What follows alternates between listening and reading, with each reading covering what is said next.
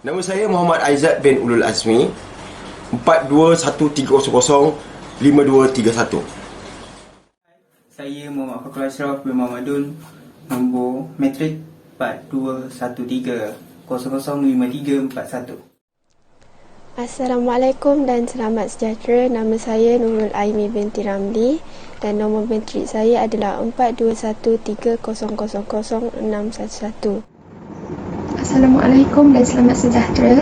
Saya Nur Najwa Abbas dan nombor matrik saya 4213000771. Assalamualaikum dan salam sejahtera. Nama saya Nur Natasha Amalin binti Mahdi dan nombor matrik saya 4213000681. Mengenal pasti masalah. Banjir bukan sahaja menjejaskan alam sekitar tetapi juga merosakkan harta benda di sekitarnya. Pihak tadika dan taska juga terjejas daripada kerosakan harta benda, struktur bangunan dan perjalanan operasi tergandala akibat banjir. Seterusnya, mendefinisi masalah. Banjir menjejaskan pengoperasian tadika seperti kerosakan harta benda, penambahbaikan struktur yang terjejas seperti kotoran dinding, lantai tadika yang pecah ataupun kotor, serta kemudahan yang rosak seperti peralatan belajar, buku teks dan alatan elektronik. Memberi sokongan terhadap pengurus tadika dalam membina semula tadika selepas mengalami bencana banjir dari segi bantuan sokongan kerajaan dan bantuan kerja pembersihan. Baik, untuk kita menyelesaikan satu masalah, kita perlu menjana alternatif bagi penyelesaian terhadap masalah tersebut. Dan di sini kami telah menyelaraikan 4 alternatif penyelesaian bagi menyelesaikan masalah isu banjir di tadika. Yang pertama, iaitu menjalankan pembaikan dan pemulihan dengan ahli ataupun organisasi tadika sahaja. Okey, maknanya bermaksud pihak tadika boleh memilih untuk menjalankan proses kewangan, proses pembersihan, pembaik pulihan hanya dengan menggunakan ahli-ahli mereka sahaja. Itu akan menjimatkan kos. Dia akan memudahkan kerja kerana tidak perlu mencari orang luar, menjimatkan masa dan sebagainya. Alternatif yang kedua adalah mendapatkan bantuan dari pihak kerajaan, swasta ataupun persendirian.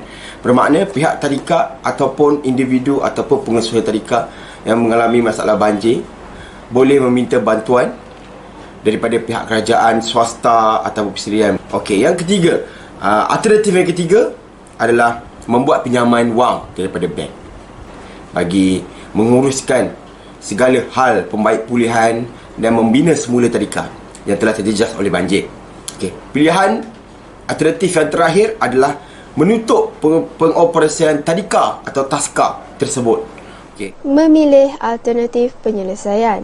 Alternatif pertama adalah menjalankan pembaikan dan pemulihan dengan organisasi tadika atau taska. Pro-nya adalah dapat menjimatkan masa dan wang serta tidak perlu memikirkan hal lain. Kontranya adalah ahli yang tidak ramai menyukarkan pertolongan dalam pembaikan dan pemulihan tadika. Membaik pulih tadika atau taska dalam skala kecil kerana kekurangan kewangan ataupun tenaga kerja dan mengambil masa yang lama. Alternatif 2 adalah mendapatkan bantuan dari pihak kerajaan atau swasta dan persendirian. Pro-nya adalah dapat melakukan pembaikan dengan skala besar, mendapat bantuan yang menyeluruh dan menjadikan proses pembaikan dan pemulihan lebih mudah. Kontranya adalah kemungkinan permohonan bantuan akan ditolak dan menerima bantuan dalam masa yang lama. Seterusnya, alternatif ketiga, membuat pinjaman wang daripada bank. Pro-nya adalah mendapatkan jumlah wang yang banyak serta tidak memikirkan berkaitan wang. Kontranya adalah membebankan organisasi dengan tambahan hutang. Permohonan tidak diterima dan berkemungkinan pinjaman wang tidak dapat secara keseluruhan. Alternatif 4 adalah menutup pengoperasian tadika atau taska sementara. Pro-nya adalah dapat mengambil masa untuk membaik pulih tadika dan dapat mengurangkan beban pengurus tadika dalam tekanan masa dan wang bagi membuka semula pengoperasian. Kontranya adalah perjalanan keluar masuk pendapatan tidak berjalan, berkemungkinan menghadapi bankrupsi serta tadika atau taska dibiarkan begitu sahaja. Alternatif penyelesaian yang dipilih adalah alternatif kedua, iaitu mendapatkan bantuan dari pihak kerajaan atau swasta dan persendirian. Alternatif ini dipilih kerana terdapat sumber bantuan yang banyak seperti kewangan, peralatan serta tenaga kerja. Dengan alternatif ini, bantuan yang didapati adalah seperti kos baik pulih infrastruktur tadika yang rosak, kos membeli barangan serta peralatan tadika yang rosak, dan tenaga kerja bagi pembersihan kawasan tadika yang terjejas oleh banjir. Pada bahagian ini, saya akan menerangkan serba sedikit tentang bantuan-bantuan daripada kerajaan yang akan diberikan kepada taska atau tadika yang mengalami banjir serta langkah-langkah yang perlu dibuat apabila taska ataupun tadika mengalami banjir. Selain itu, bantuan kerajaan dan kerajaan negeri yang merangkumi keuangan, peralatan dan tenaga kerja iaitu terdiri daripada Jabatan Kebajikan Masyarakat, Jabatan Pendidikan Malaysia, Jabatan Pendidikan Negeri, Tekun, SME Corps, Zakat Malaysia, Bantuan Khas Kerajaan dan Kerajaan Negeri, syarikat kecil serta sederhana di bawah kerajaan-kerajaan negeri. Bagi bantuan dari pihak swasta dari segi keuangan iaitu terdiri daripada sumbangan persendirian iaitu ibu bapa, masyarakat, ahli perniagaan atau individu. Sumbangan ihsan iaitu syarikat atau organisasi yang tertentu. Dari segi bantuan persendirian, peralatan dan tenaga kerja, syarikat perabot, syarikat alat tulis, syarikat pencetakan, syarikat elektronik dan syarikat pembersihan. Seterusnya adalah langkah-langkah persediaan menghadapi bencana oleh pihak taska ataupun tadika. Yang pertama, memastikan pemilihan tadika ataupun taska berada di tempat yang sesuai dan selamat serta tinggi bagi mengelakkan infrastruktur tenggelam semasa banjir.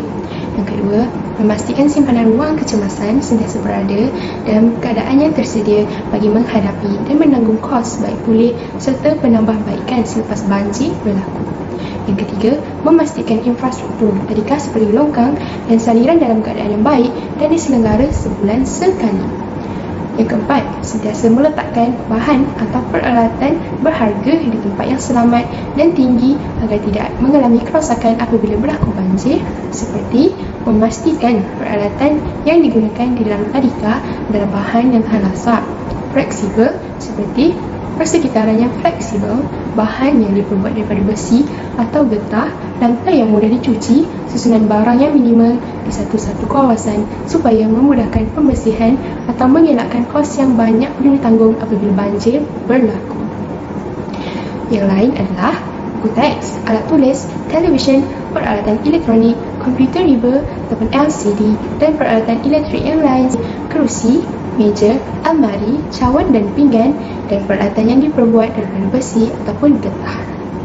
Okey, kita pergi kepada yang pertama adalah daripada segi kos penyelenggaraan. Kos yang tertinggi adalah peralatan tadika ataupun taska seperti barang digital, perabot dan barang elektrik. Yang kedua, seperti mana kita tahu, pihak kerajaan memang mengambil masa yang lama daripada menunggu prosedur untuk menghulurkan sebarang bantuan. Maka terpaksa pihak tadika ataupun taska menggunakan wangnya terlebih dahulu untuk memperbaiki barang-barang yang terkena banjir. Yang kedua adalah trauma daripada pengusaha. Seperti mana kita tahu, pengusaha akan menanggung kerugian sebanyak 100%. Okey. Yang kedua adalah pengusaha tadika atau taska persendirian yang membuat secara kecil-kecilan tidak mampu menanggung sepenuhnya untuk memperbaiki barang-barang terkena banjir. Maka diorang mengambil inisiatif untuk kerja lebih masa untuk mengembalikan modal yang seharusnya dikembalikan. Yang ketiga adalah daripada segi trauma kanak-kanak. iaitu memberi kesan gangguan emosi kepada kanak-kanak yang terkena banjir. Seperti mana yang kita tahu, kanak-kanak juga adalah manusia biasa yang mempunyai perasaan. Tak kisahlah marah, sedih, ceria ataupun risau sekalipun, mereka tetap ada. Yang kedua adalah tidak mengizinkan mengikuti PDP secara bersemuka dan berlakunya kekurangan kelengkapan persekolahan. Okey, kita pergi seterusnya kepada trauma guru, iaitu guru terpaksa diberhentikan kerja serta-merta. Mereka tidak mempunyai duit untuk mempergajikan seorang guru lagi dan terpaksa seorang guru diberhentikan kerja serta-merta. Yang kedua adalah guru terpaksa mengajar di dalam talian kembali dan agak sukar untuk mencapai talian yang sangat tinggi. Itu saja daripada kami. Sekian. Terima kasih.